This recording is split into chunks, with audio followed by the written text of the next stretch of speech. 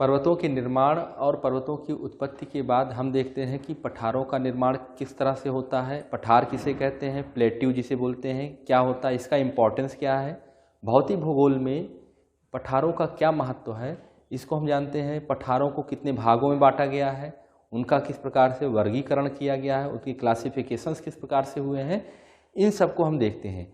आपके परीक्षा में काफ़ी महत्वपूर्ण ये टॉपिक है और अक्सर इससे क्वेश्चंस आपके आते रहते हैं। हर एक एग्जाम में इससे प्रश्न हमें देखने को मिलते हैं। देखिए, सबसे पहले हम बात करते हैं कि पठार किसे कहते हैं, पठार होता क्या है, इसको बहुत ध्यान से समझना है कि पठार किसे कहते हैं, प्लेट्यू क्या होता है। जैसे हम लोगों ने बताया था कि पर्वत तो समुद्र तल से 1000 मीटर की ऊंचाई तक का जो हमें भूखंड देखने को मिलता है, ठीक है, वह पर्वत के रूप में जाना जाता है। उसी तरह से पठार क्या होते हैं, सामान्यतः समुद्र तल से 300 मीटर से लेकर के 1000 मीटर की औसत ऊंचाई तक वाले ऐसे स्थलाकृतियां या लैंडस्केप्स जो सीधे खड़े ढाल वाले नहीं होते हैं, और उनका जो शिखर होता है वो भी संकुचित नहीं होता, सपाट होता है। कैसा होता है, सपाट होता है, या जो टेबल होता है मेज, ठीक है, तो मेज के समान होता है, और जो ढाल होते हैं वो सीधे खड़े नहीं होते, वो तिरछे होते हैं। तो ऐसी संरचना को पठार के रूप में जाना जाता है। क्लियर है। वास्तव में होता क्या है कि कभी कभी हजारों साल, लाखों साल की घटनाओं के पश्चात जो पर्वत श्रेणियां होती हैं उनका अपक्षय हो करके, उनका अपर्दन हो करके वो धीरे धीरे घटते जाते हैं और पठारों का रूप भी धारण कर लेते हैं। तो इस तरह से समुद्र तल से 300 से 1000 मीटर की ऊंचाई तक की ऐसी स्थलाकृतियां जिनका मेज के समान ऊपरी शिखर हो, जो शिखर है वो मेज के समान हो और ढाल सीधा ना हो करके तिरछा हो, तो ऐसी संरचना को पठार कहते हैं। देखिए, पूरे विश्व की अगर हम बात करते हैं तो पूरे विश्व में लगभग 41%, 41% हमें मैदान देखने को मिलते हैं या प्लेन देखने को मिलते हैं। 33%, कई बार पूछा गया है, 33% हमें क्या देखने को मिलते हैं, पठार देखने को मिलते हैं। और इसी तरह से ही, ठीक है, 12% के आसपास अगर हम बात करते हैं, कितना, 12% के आसपास हमें पर्वत देखने को मिलते हैं, और कितना, 12% के आसपास हमें पर्वत देखने को मिलते हैं, और 14%, कितना, 14% हमें हिल्स या पहाड़ी देखने को मिलती हैं। क्या देखने को मिलती हैं, हिल्स या पहाड़ियां देखने को मिलती हैं। पूरे विश्व की अगर हम बात करते हैं तो क्लियर है, 41% मैदान, 33% पठार, 14% पहाड़ियां या हिल्स, और 12% पर्वत। ठीक है, इसको आप नोट भी कर लीजिएगा। ठीक है, देखिए, पठारों का बहुत ही महत्व है, आर्थिक महत्व है। अभी पिछले साल पीजीटी में क्वेश्चन आया था या टीजीटी में किसी में प्रश्न आया था कि वर्तमान में भारत में सबसे ज़्यादा पर्यावरण की दृष्टि से इन चारों भूखंडों पर, जैसे पर्वत, पठार, मैदान और समुद्र का किनारा, तट, इनमें सबसे ज़्यादा पर्यावरण की दृष्टि से किसका विदोहन या दोहन हो रहा है। ठीक है, तो पठारी क्षेत्रों का। क्यों? क्योंकि पठारी क्षेत्रों में पूरे विश्व में सबसे ज़्यादा मिनरल्स या खनिज मिलते हैं। अगर कभी आ जाए सबसे ज़्यादा खनिज कहाँ मिलते हैं, तो पठारी क्षेत्रों में मिलते हैं। तो इस वजह से जो पठारी भूभाग हैं, इनका ज़्यादातर मानव खुदाई करता है, मानव वहाँ का उपयोग करता है, तो पर्यावरण की दृष्टि से ये काफ़ी ज़्यादा नुकसान हो रहा है। यह प्रश्न आया भी था पिछले साल, अभी ध्यान में रखिएगा। तो पठार किसे कहते हैं हम समझ चुके होंगे कि पठार क्या होता है। ठीक है, अब यहाँ हम बात करते हैं कि पठारों को कितने भागों में विभाजित किया गया। देखिए, विभाजन के कई प्रकार हैं। जो पठारों का विभाजन किया गया हो कई प्रकार से किया गया है। ठीक है, वर्गीकरण के कई तरह से हैं। जैसे सामान्यतः अगर बात करते हैं नॉर्मल, ठीक है, पठार सामान्य रूप से कितने भागों में है, तो सामान्य रूप से हम पठारों की चर्चा करते हैं तो देखते हैं कि एक जो धरातल के अंदर जो एक शक्ति काम करती है जिसे आंतरिक बल कहते हैं। ठीक है, या एंडोजेनेटिक फोर्स के रूप में जाना जाता है, और जो धरातल के ऊपर एक फोर्स काम करता है, बल काम करता है, जिसे एक्सोजेनेटिक फोर्स कहलाते हैं। ठीक है, तो आंतरिक शक्ति और बाह्य शक्ति, जिसे अंतर्जात बल और बहिर्बल के नाम से जाना जाता है। तो अंतर्जात बल के कारण भी पठारों का निर्माण हो जाता है और बहिर्जात बलों के कारण भी पठारों का निर्माण होता है। इनको हम लोग सामान्य पठारों की श्रेणी में रखते हैं। जैसे बहिर्जात बलों के कारण, या जो आप कह सकते हैं बहिर्जात बल, जिसे बोलते हैं एक्सोजेनेटिक फोर्स के कारण हमें 3 तरह से पठारों के निर्माण देखने को मिलते हैं। देखिए, कई बार पूछा गया कि बहिर्जात शक्तियां कौन कौन सी हैं, मतलब धरातल के ऊपर जो कौन कौन सी ऐसी शक्तियां हैं, ठीक है, जो बहिर्जात बल के रूप में जानी जाती हैं। तो हमें मालूम है कि बहिर्जात बल में जैसे हिमानी या ग्लेशियर्स आते हैं, ठीक है, विंड्स आते हैं, पवन आती हैं, और जल आते हैं, ठीक है, चाहे वर्षा का जल हो, रेनफॉल, ठीक, अंडरग्राउंड वाटर, या वो भी जल आपका इसी में ही आता है। इसके अतिरिक्त हम बात करते हैं, जैसे मान लीजिए आपका यहाँ हो गया, ठीक है, एक होता है परहिमानी, ठीक है, तो ये सब आपके बहिर्जात बलों में आते हैं। रिवर्स या नदियों का जो जल होता है, नदियाँ भी बहिर्जात बल का ही रूप है। तो यहाँ हम देख रहे हैं कि हिमानी द्वारा कैसे पठारों का निर्माण होता है, पवन द्वारा जैसे पठारों का निर्माण होता है, और जल द्वारा पठारों का, ये सब बहिर्जात शक्तियों में आते हैं। क्यों? क्योंकि ये जो शक्तियाँ होती हैं, ठीक है, ये शक्तियाँ धरातल के ऊपर जितने भी भूखंड हैं उनको समतल बनाने का काम करती हैं। क्या करती हैं? उनको समतल बनाने का काम करती हैं, ठीक है। लेकिन यह प्रक्रिया हमेशा चला करती है, तो एक तरफ भाग समतल होता है, दूसरी तरफ भाग उठता रहता है, फिर वह समतल होता है, फिर उठता रहता है। यह प्रोसेस चलता रहता है और इसी तरह से ही हमारे धरातल पर संतुलन बना रहता है, जिसे आइसोस्टेसी के रूप में हम लोग पढ़ेंगे, आगे उसको हम लोग देखेंगे। तो यहाँ बात कर रहे हैं बहिर्जात शक्तियों द्वारा कितनी पठारों का निर्माण किया गया है। 3 शक्तियाँ हैं जिनसे हम देखते हैं, जैसे हिमानी द्वारा, तो जो आपका उत्तराखंड गढ़वाल के क्षेत्र में है, गढ़वाल का पठार है, वो ग्लेशियर्स से निर्मित है। किससे? ग्लेशियर्स से निर्मित है। पवन द्वारा अगर हम बात करते हैं कि जब पवन शुष्क क्षेत्रों में, ध्यान में रखिएगा, पवन कहाँ पे ज़्यादा अपर्दन करता है? ड्राई या शुष्क क्षेत्रों में, जैसे मरुस्थलीय या अर्ध शुष्क क्षेत्रों में, ठीक है, अर्ध मरुस्थलीय क्षेत्रों में पवन द्वारा, ठीक है, स्थलाकृतियों का निर्माण भी होता है और पवन ज़्यादा एक्टिव भी होते हैं, सक्रिय भी होते हैं। क्लियर है? तो पवन एक स्थान से दूसरे स्थान पर अपर्दन करके, ठीक है, अपर्दन करते हुए धूल कण और डस्ट को लेकर के उड़ा के ले जाता है और दूसरी जगह पे डिपॉजिट या निक्षेपित करता रहता है। समझ में आ रहा है? दूसरी जगह पे क्या करता है? निक्षेपित करता रहता है, डिपॉजिट करता रहता है। इतना क्लियर हो गया? अब जब निक्षेपण करते करते करते लगातार दबाव बनते बनते कई वर्षों के पश्चात वो पठारी रूप धारण कर लेते हैं। जैसे पाकिस्तान का पोटवार का पठार, कौन सा? पाकिस्तान का पोटवार का पठार। या एक उदाहरण हम लोग और देखते हैं इसका, वो चीन का सबसे अच्छा लोयस का पठार। कौन सा? लोयस का पठार। इसको भी ध्यान में रखना है, लोयस का पठार। ये भी वायु द्वारा लोयस के मैदानों का भी निर्माण होता है, पठारों का भी निर्माण होता है। ये सब किसके द्वारा निर्मित है? पवन द्वारा निर्मित है। क्लियर है? इसके पश्चात हम देखते हैं जल द्वारा निर्मित। वर्षा का जल लगातार अपर्दन करते हुए पर्वतीय क्षेत्रों को काटते काटते वह ऊपरी भाग जो शिखर होता है उसको काटते काटते वह चौरस कर देता है, या कह सकते हैं चौड़ा कर देता है, मेज के समान कर देता है। क्लियर है? तो इस तरह से जो पठारों का निर्माण होता है ज़्यादातर वर्षा क्षेत्रों में, जहाँ पर अधिक वर्षा होती है, जैसे चेरापूंजी का हो गया, या विंध्य के पठारों में भी इसके उदाहरण देखने को हमें मिलते हैं। क्लियर है? तो ये तो सामान्य पठार की श्रेणी में आता है। बहिर्जात शक्तियाँ इन पठारों का निर्माण करती हैं, ठीक है। अंतर्जात शक्तियों द्वारा भी पठारों का निर्माण होता है, जिसको हम लोग आगे अभी देखेंगे। इसी तरह से ही दूसरा आपका है पटल विरूपणी पठार। पटल विरूपणी पठार, पहला हमने देखा सामान्य पठार, ठीक है, दूसरा है पटल विरूपणी पठार। क्लियर है?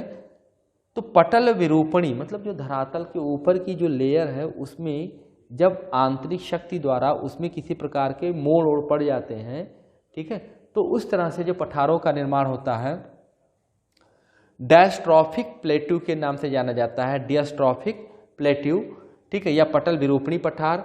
ये 3 रूप में हमें देखने को मिलते हैं, जैसे है ठीक है, अंतरा पर्वतीय पठार, ठीक है, इंटर माउंटेन प्लेट्यू, दूसरा है गिरिपद पठार, पीडमांट प्लेट्यू, और तीसरा है गुंबदीय पठार या डोम प्लेट्यू।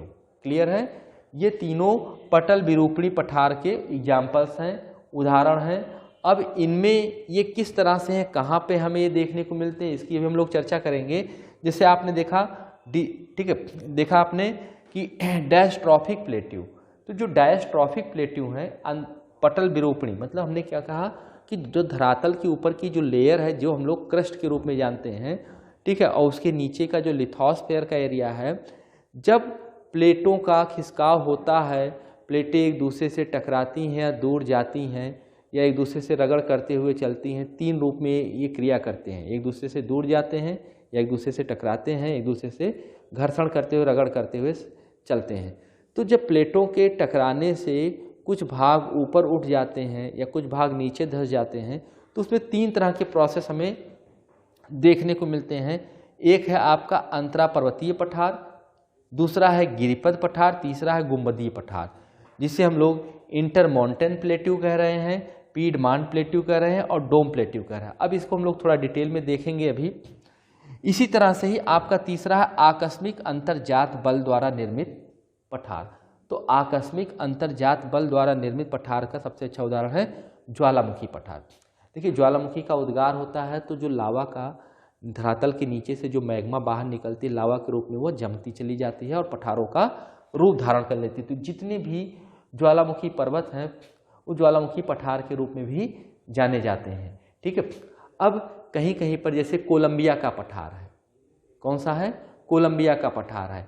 या भारत की अगर हम बात करते हैं, दक्कन का पठार है। कौन सा पठार है? दक्कन का पठार है। तो ऐसे पठारों के उदाहरण हमें देखने को मिलते रहते हैं। एक प्रश्न आप यहाँ पे जरूर ध्यान में रखिएगा, बहुत बार पूछा जाता है। जैसे पूछा गया था कि ज्वालामुखी की क्रिया किस प्रक्रिया द्वारा होती है, उसका विकल्प 2 विकल्प में से आपको अगर चुनना हो, एक दिया था विवर्तनिक घटना के कारण ज्वालामुखी की होती है या आकस्मिक घटना है। ज्वालामुखी विवर्तनिक घटना है या आकस्मिक घटना है। तो आप नोट कर लीजिए, जो ज़्यादातर लोगों के विवर्तनिक या टेक्टोनिक समझते हैं, लेकिन ऐसा नहीं है। आकस्मिक, एक अचानक में 2 घटनाएं घटने देखने को मिलती हैं, एक है भूकंप और दूसरा है ज्वालामुखी। तो भूकंप और ज्वालामुखी ये दोनों आकस्मिक घटनाएं हैं। कैसी हैं?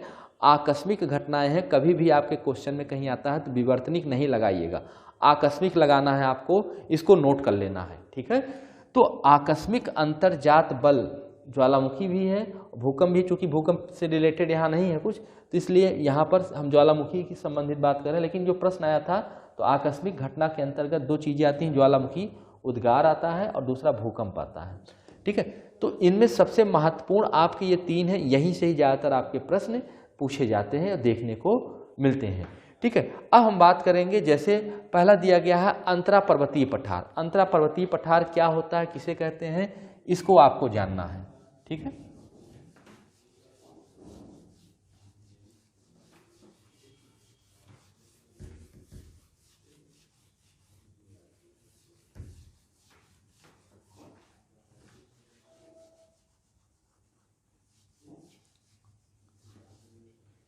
अब आप देखिए अंतरा पर्वतीय पठार क्या होता है।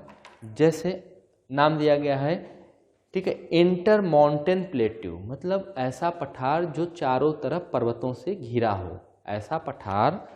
ठीक है, अगर हम इसकी बात करते हैं तो ऐसा पठार जो चारों तरफ पर्वतों से घिरा हो,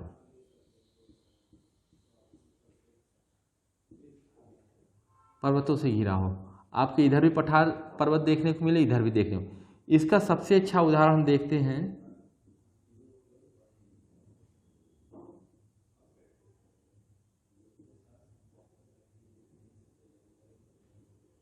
तिब्बत का पठार। इसका सबसे अच्छा उदाहरण कौन सा है? तिब्बत का पठार है। आप देखेंगे एक तरफ, ठीक है, क्युनलुन पर्वत श्रेणियां हैं, दूसरी तरफ इधर हिमालय है, ठीक है, और बीच में तिब्बत का पठार है। विश्व का सबसे ऊंचा पठार है तिब्बत का पठार, और इसकी हाइट है लगभग 5000 मीटर। कितनी हाइट है इसकी? 5000 मीटर, जिसे तिब्बत का पठार, ठीक है, कहा जाता है। और कभी कभार इसको विश्व की छत के रूप में भी जाना जाता है। विश्व की छत के रूप में भी तिब्बत के पठार को जाना जाता है। क्लियर है? तो इस तरह से आपका अंतरा पर्वतीय पठार क्या होता है, ध्यान रखिएगा। अंतरा पर्वतीय पठार ऐसे पठार जो पटल विरूपणी बल के कारण, फोर्स के कारण पर्वतों का निर्माण हुआ, बीच का भाग समतल ऊपर उठ गया। इस तरह के उदाहरण अगर हम बात करते हैं, कोबर ने जब पर्वत में पढ़ाए होंगे तो कोबर ने अपने सिद्धांत में दिया था कि दो तरफ पर्वतों का निर्माण हुआ, बीच में ऐसे समतल उठा हुआ भाग हुआ, फिर पर्वतों का निर्माण था। ठीक है, कोबर ने अपनी थ्योरी में दिया था, भूसन्नति का सिद्धांत है कोबर का, वहां पर उन्होंने इसको बताया था। तो बीच में जो पठार उठे हुए हैं, ठीक है, उसको इन्होंने स्वासिनबर्ग नाम दिया था। पठार को क्या नाम दिया था? स्वासिनबर्ग। और जो इधर जो पर्वत थे उनको क्या नाम दिया था? रेंडकेटन। क्या नाम दिया था? रेंडकेटन। अभी यूजीसी नेट जेआरएफ में भी आ चुका है ये क्वेश्चन, तो इसीलिए ध्यान में रखिएगा, ये प्रश्न बहुत आते रहते हैं और कोई कंफ्यूजन नहीं होना चाहिए। पर्वत वाले सेक्शन में हमने इसको बताया भी है, तो वहाँ भी एक बार फिर से आप देखिएगा। क्लियर है? तो पहला हमारे ख्याल से आपको समझ में आ गया होगा कि अंतर पर्वतीय पठार क्या होता है। ऐसा पठार जो चारों तरफ पर्वतों से घिरा हो, और उसका उदाहरण हम क्या देख रहे हैं? तिब्बत का पठार। समझ में आया? अब देखते हैं दूसरा, जैसे गिरिपद पठार या पीडमांट प्लेट्यू क्या होता है। गिरिपद या पीडमांट प्लेट्यू किसे कहते हैं? ध्यान में रखिएगा, गिरिपद मतलब, गिरि का मतलब होता है पर्वत और पद का मतलब होता है पैर। एक तरफ आपका पर्वत हो, ठीक है, और दूसरी तरफ या तो मैदान हो या समुद्री तट हो।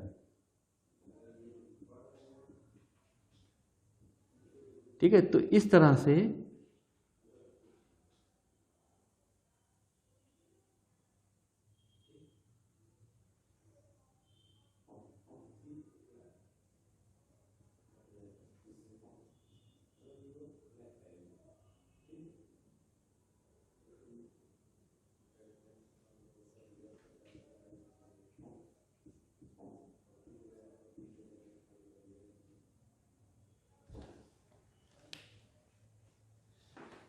एक तो आपका हो चुका है ये पहला। दूसरा है पीडमांट प्लेट्यू या गिरिपद। हमने बताया कि एक तरफ पर्वत हो और दूसरी तरफ सीधा खड़ा ढाल वाला। सीधा खड़ा ढाल को हम लोग बोलते हैं इस्कार्पमेंट। क्या कहते हैं? इस्कार्पमेंट या कगार। इंग्लिश में इस्कार्पमेंट कहते हैं या कगार। ठीक है, एक तरफ पर्वत जहाँ पे खत्म हो रहा है और दूसरी तरफ मैदान या समुद्र का तट जिधर सीधा खड़ा ढाल देखने को मिल रहा है। जब सीधा खड़ा ढाल होगा उसको बोलते हैं इस्कार्पमेंट या कगार कहते हैं। तो इसके मध्य में जो पठार देखने को मिलते हैं, ऐसे पठारों को हम लोग गिरिपद पठार या पीडमांट प्लेट्यू कहते हैं। ये पीडमांट प्लेट्यू, आपको ये नाम भी पीडमांट है और पीडमांट प्लेट्यू भी आपका यूएसए में, अमेरिका में देखने को मिलता है। कहाँ पर? यूएसए या अमेरिका में देखने को मिलता है। अभी हम आपको अलग से एग्जाम्पल्स और लिखा देंगे, अभी हम आपको नोट्स के रूप में अलग से लिखवा देंगे कि और कौन कौन से इसके उदाहरण और कहाँ कहाँ पर हैं। क्लियर है? अभी हम सिर्फ समझ रहे हैं कि पीडमांट प्लेट्यू किसे कहते हैं, अंतर्जात पर पठार किसे कहते हैं, ठीक है, या डोम प्लेट्यू या गुंबदाकार पठार क्या होता है। ठीक है, तो यहाँ पर दूसरा हम समझ चुके हैं कि पीडमांट प्लेट्यू क्या होता है। एक तरफ पर्वत देखने को मिल रहा है, दूसरी तरफ मैदान या समुद्र तट, और बीच में जो पठारी भाग है, ऐसे प्लेट्यू को पीडमांट प्लेट्यू के रूप में जाना जाता है। समझ में आया इतना? ठीक है, और इसका अच्छा उदाहरण हमने देखा पीडमांट का पठार कहाँ पर है? यूएसए में है। ठीक है, इसी तरह से ही जो तीसरा आपका है गुंबदीय प्लेट्यू, या जिसे हम बोलते हैं डोम प्लेट्यू। क्या कहते हैं? गुंबदी या डोम प्लेट्यू।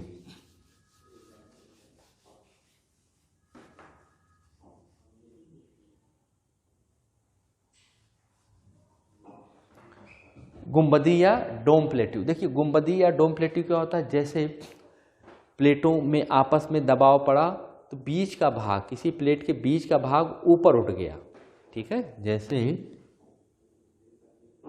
बीच का भाग ऐसे ऊपर उठ गया, ये प्लेट है।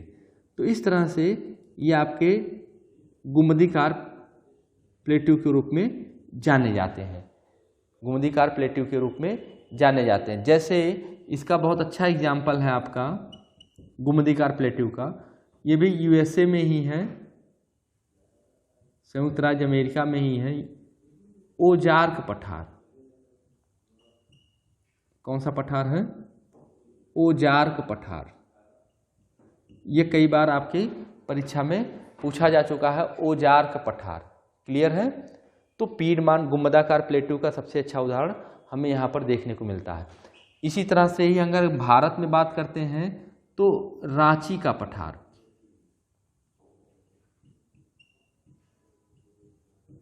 या छोटा नागपुर का पठार, ठीक है, छोटा नागपुर का पठार।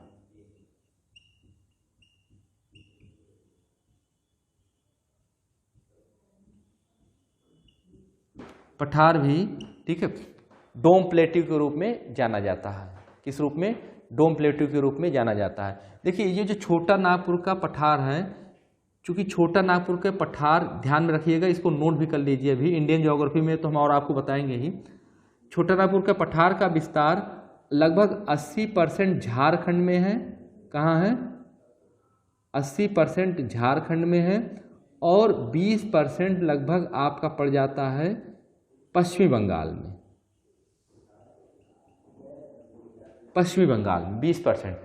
और भारत में सबसे ज़्यादा अगर खनिज कहीं मिलता है तो छोटा नागपुर के पठार में मिलता है, इसलिए छोटा नागपुर के पठार को भारत का रूर कहते हैं। भारत का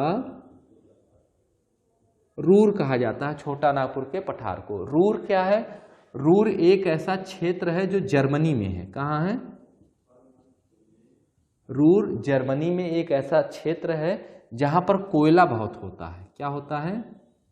कोयला बहुत होता है, और छोटा नागपुर के पठार में भी बहुत कोयला मिलता है, इसलिए भारत का रूर कहा जाता है इसे। किसको? छोटा नागपुर के पठार को। पूछा गया छोटा नागपुर पठार कितने राज्यों में फैला है? मुख्य रूप से 2 राज्यों में फैला हुआ है। 80% झारखंड में है और 20% पश्चिम बंगाल में है। अब छोटा नागपुर के पठार के क्षेत्रों में अपर्दन के कारण, अपक्षय और अपर्दन के कारण कुछ भाग ऊपर नीचे कट पिट गए हैं। जैसे कुछ भाग इस तरह से हो गए छोटा नागपुर के पठार में, ठीक है, लगातार अपक्षय अपर्दन के कारण ऊपर नीचे भाग हो गया है। तो ऐसे क्षेत्रों को पाट प्रदेश कहा जाता है। क्या कहा जाता है? पाट प्रदेश। क्या कहा जाता है? पाट प्रदेश कहा जाता है, ठीक है। तो अनाच्छादन या डिनुडेशन के कारण छोटा नागपुर पठारों का कुछ भाग, ठीक है, डिनुडेशन के कारण छोटा नागपुर का कुछ भाग, ठीक है, ऊबड़ खाबड़ हो गया है, ऊंचा नीचा हो गया है। तो ऐसे क्षेत्र को पाट प्रदेश के रूप में या पाट रीजन के रूप में जाना जाता है। अगर कभी आ जाए पाट प्रदेश कहाँ मिलता है, तो छोटा नागपुर के पठार में मिलता है। आ चुका है प्रश्न, क्या है? हमने बताया डिनुडेशन या अनाच्छादन के कारण, अपक्षय और अपर्दन को एक साथ अनाच्छादन बोल सकते हैं। अनाच्छादन के कारण पठारी भाग का कुछ भाग ऊबड़ खाबड़ या ऊपर नीचे हो गया है, उस क्षेत्र को हम पाट प्रदेश के रूप में जानते हैं। इतना क्लियर हो गया? तो ये पठारों की कुछ विशेषताएं हमने देखी। इसी तरह से हमने लास्ट देखा था ज्वालामुखी पठार। आपने पर्वतों में ज्वालामुखी पर्वतों से रिलेटेड पढ़ा होगा, तो वहाँ पे जितनी भी चीज़ें आपको देखने को मिलेंगी, जैसे एक उदाहरण में बताया कोलंबिया का पठार। जैसे आपने देखा तिब्बत के पठार के बाद, तिब्बत के पठार सबसे बड़ा और सबसे ऊंचा है, उसके बाद सेकंड नंबर पे कोलंबिया का पठार है। पीसीएस में ये क्वेश्चन आ चुका है कि दूसरा सबसे प्रमुख पठार कौन सा है, तो कोलंबिया का पठार है। क्लियर है? तो इतना हम देखते हैं। आइए हम इसके आगे हम चर्चा आप करते हैं। अभी हमने बात की कि पठारों का वर्गीकरण क्या है, पठार किसे कहते हैं, पठारों को कितने भागों में बांटा गया है। इसी को एक बार हम अपने स्क्रीन पर देखते हैं स्पष्ट रूप से कि पठार क्या है, कैसे हैं और उसका विभाजन किस तरह से है। जो इम्पोर्टेंट चीज़ें होंगी उसको आप स्क्रीनशॉट लेते जाइएगा और नोट भी करते जाइएगा। क्लियर है? देखिए पठार भूपटल के द्वितीय श्रेणी के उच्चावच के प्रमुख उदाहरण हैं। अब यहाँ पर एक टर्म्स आ रहा है द्वितीय श्रेणी के उच्चावच के। अर्थात पृथ्वी पर उत्पत्ति सबसे पहले किसकी हुई? तो पृथ्वी पर अगर उत्पत्ति की हम बात करते हैं तो सबसे पहले अगर भौगोलिक रूप से देखा जाए तो महाद्वीप और महासागर बने। तो प्राथमिक श्रेणी में महाद्वीप और महासागर आते हैं, इसको नोट कर लीजिएगा। अगर आता है सबसे पहले क्या बने तो महाद्वीप बने और महासागर बने, प्राथमिक में आता है। द्वितीय श्रेणी में पर्वत पठार मैदान बने, द्वितीय श्रेणी में पर्वत पठार मैदान है। क्लियर है? तो द्वितीय श्रेणी के उच्चावच के प्रमुख उदाहरण हैं पठार ऊंचाई की दृष्टि से पर्वतों के बाद तथा क्षेत्रीय विस्तार की दृष्टि से मैदान के बाद अपना प्रमुख स्थान रखते हैं। निर्माण अगर देखा जाए निर्माण की प्रक्रिया के अनुसार पठारों का वर्गीकरण हिमानी निर्मित या ग्लेशियर प्लेट्यू विस्तृत हिमानी पर्वतीय भागों को अपने अपर्दन कार्य द्वारा घिसकर सपाट पठार का निर्माण करते हैं। जर्मन में प्रशिया का पठार हिमानी निक्षेप का उदाहरण है। भारत में कश्मीर प्रांत में मार्ग की रचना हिमानी हिमोड़ द्वारा हुई है। गढ़वाल क्षेत्र में भी आप देख रहे हुई है। ठीक है। दूसरा है जलकृत पठार।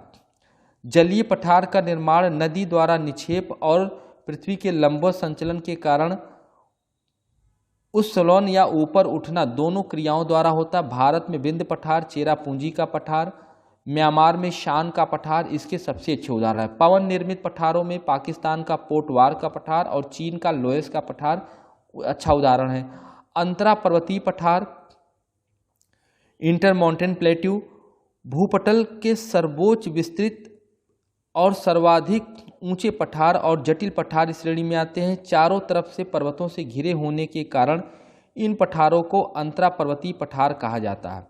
तिब्बत का पठार या इसका एक नाम और मिलता है चेंगतांग को किंगहाई तिब्बत के पठार के नाम से भी जाना जाता है। इसका कुल क्षेत्रफल 2.5 मिलियन वर्ग किलोमीटर और औसत ऊंचाई 4500 मीटर से अधिक है, लगभग 5000 मीटर ऊंचा है। तिब्बत का पठार विश्व का सबसे ऊंचा पठार है। यह अंतरा पर्वतीय पठार का उदाहरण है। संसार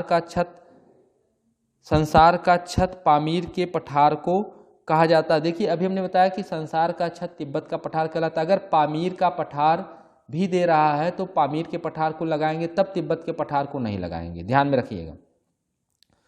संसार का छत या कह सकते हैं रूफ ऑफ द वर्ल्ड पद, ये टर्म सर्वप्रथम पामीर के पठार के लिए प्रयोग किया था, परंतु अब यह पद तिब्बत, माउंट एवरेस्ट तथा हिमालय के लिए प्रयोग किया जाने लगा। मध्य एशिया की दक्षिणी सीमा पामीर पठार द्वारा ही निर्धारित होती है। दक्षिणी अमेरिका का कोलंबिया तथा पेरू पठार, कोलंबिया पठार, मैक्सिको का पठार इसी पठार के उदाहरण हैं। क्लियर है?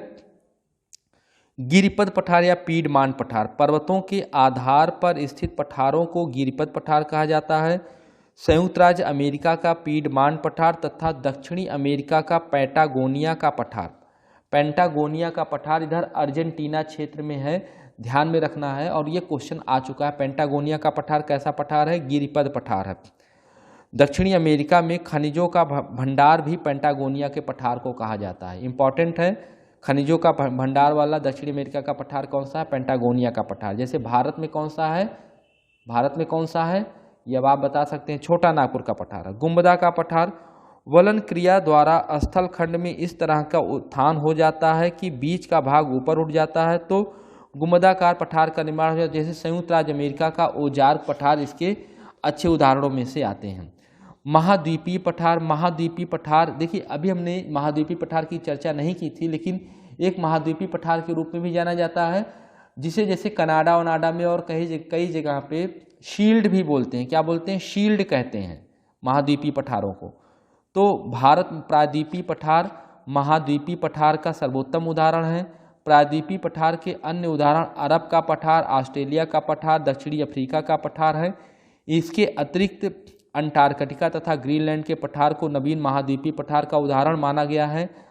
आइबेरियन प्रायद्वीप में स्थित यूरोपियन देश स्पेन के अधिकांश भाग पर मेसेटा पठार विस्तृत है। इस पठार की ऊंचाई 610 से 760 मीटर के मध्य स्पेन की राजधानी मैड्रिड इसी पठार पर स्थित है। तटीय पठार सागरी तटों के पास स्थित पठारों को तटीय पठार के अंतर्गत सम्मिलित किया जाता है। भारत का कोरोमंडल तट एक तटीय पठार का उदाहरण है। ज्वालामुखी पठार ज्वालामुखी के दरारी उद्गार के कारण निर्मित पठार के उदाहरण न्यूजीलैंड, दक्षिणी अफ्रीका, उत्तरी तथा दक्षिणी अर्जेंटीना, ब्राजील, पश्चिमी यूएसए, फ्रांस, साइबेरिया में इसके उदाहरण देखने को मिलते हैं। संयुक्त राज्य अमेरिका का कोलंबिया का पठार लावा निर्मित पठार का भी उदाहरण है, और प्रायद्वीपीय भारत में जैसे दक्कन का पठार भी लावा निर्मित पठारों का एक उदाहरण देखने को मिलता है। तो पठार खनिजों की दृष्टि से काफ़ी महत्वपूर्ण है और अक्सर इससे रिलेटेड प्रश्न आता रहता है, और जितना भी हमने पढ़ा है इसको आप अच्छे से पढ़िए और इससे रिलेटेड